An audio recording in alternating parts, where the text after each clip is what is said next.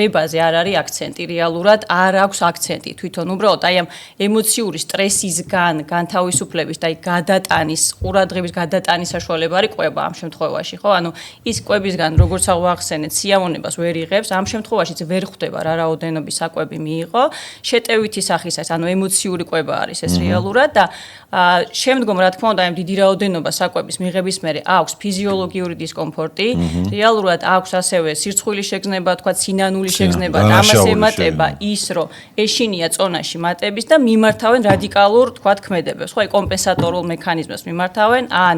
გულს ირევენ, თქვა, პირღებინებას იწვევენ ხელოვნურად, ან საფაღარად საშუალებებს იყენებენ, შარდმის საშუალებებს იყენებენ. და შესაბამისად ეს გაუწყლოვნება ხდება ორგანიზმის ხო თელი თავისი სიმპტომატიკით და ის შემდგომ უკვე ძირითადად აი ამ პრობლემებით მომართავენ ხოლმე ექიმებს.